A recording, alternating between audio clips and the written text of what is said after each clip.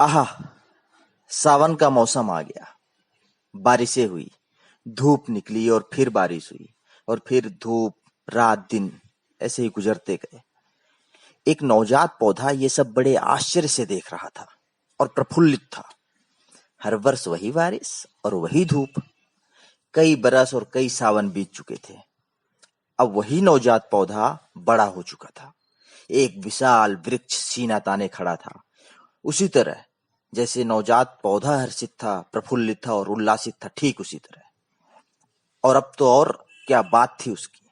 हरा भरा स्वस्थ वृक्ष अपनी मजबूत जड़ों को मिट्टी में धंसाए हुए, और अधिक विस्तार को आतुर। उसकी शाखाएं चारों तरफ आसमान की तरह फैली हुई थीं। और वाह, कितने खूबसूरत पत्ते थे उस वृक्ष के। उसकी सारी सुंदरता इन पत्तों से बहुत अच्छी बन पड़ रही थी, जैसे मोर की सुंदरता उसके पंखों से।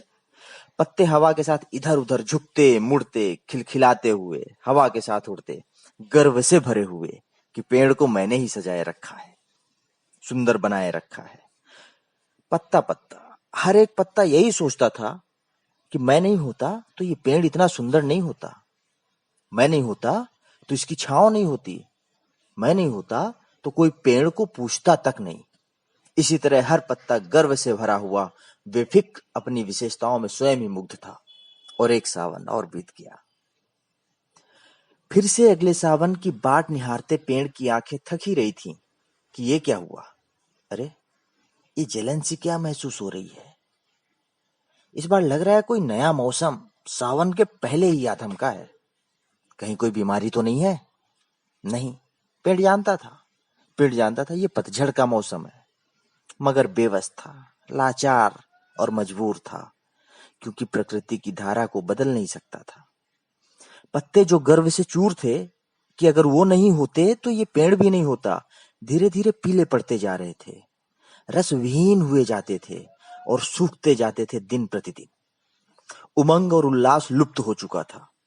जो पत्ते हवा के साथ लहलहाते थे, आज हवा से भयभीत थे और हवा से आंख चुराते थे। जो पत्ते हवा के सखा थे, आज वही हवा शत्रु प्रतीत होती थी। जो मन में आनंद भरती थी, वही हवा आज भय पैदा करती थी। और वही हुआ जिसका डर था। पत्ते एकदम सूख चुके थे और एक दिन तेज की हवा चली। सारे सूखे पत्ते शाखाओं से टूटकर जमीन पर आ गिरे। कुछ हवा के साथ इधर उधर उड़ गए, कुछ मिट्टी में मिल गए और कुछ कुछ जानवरों, कीड़ों का भोजन बन गए। एक पत्ता पेड़ के पास मिट्टी में दबा हुआ कराह रहा था, पड़ा हुआ था, लेकिन टकटकी लगाए पेड़ को देख रहा था। वो देख रहा था वृक्ष के खालीपन को। वो देख रहा था वृक्ष के नंगे बदन को। अपने टूटकर मिट्टी में मिलने से ज्यादा उसे तरस आ रहा था पेड़ के ऊपर। अब भी वो यही सोच रहा था कि अब इस बेचारे पेड़ का क्या होगा। और यही सोचकर गर्व से भर उठता था कि वो नहीं है तो उस पेड़ का भी कोई अस्तित्व नहीं है। मिट्टी में मिलकर सड़ते जा रहे पत्ते को अब भी गर्व था कि उसके होने से ही पेड़ का अस्तित्व था। कुछ दिन बीते, कुछ माह बीते। पत्ता भी रोज बस पेड़ को निहारता रहता और गर्व से भरता रहता। किंतु आज जब पत्ते ने आकाश की तरफ नजर उठाई तो देखा कि पेड़ खुश सा है। पेड़ में रौनक सी है। उसकी शाखाओं में रक्त संचार सा है। पत्ता कुछ समझ नहीं पाया और वो मुंह दबा के बैठ गया। फिर अगली सुबह जब उसकी आंख खुली तो ये क्या, पेड़ पर नई कोपलें फुटक आई थीं। रुई सी भी कोमल, रुई से भी कोमल, नवजात शिशु के हाथों समान हरी भरी कोपलें खिलखिला उठे थी एक ही दिन में। वृक्ष फिर छाती ताने बारिश के इंतजार में खड़ा हो गया था। और वो पत्ता लगभग पूरी तरह मिट्टी में गल चुका था, और साथ में उसका गर्व भी। उसने आंखें मूंद ली थीं और जाने की तैयारी में था। पेड़ को अलविदा कहना चाहता था, पर साहस नहीं होता था। शायद वो समझ गया था कि जिस प्रकार आत्मा देह बदलती है, देह वस्त्र बदलता है, उसी तरह पेड़ भी अपने पत्ते बदलता है।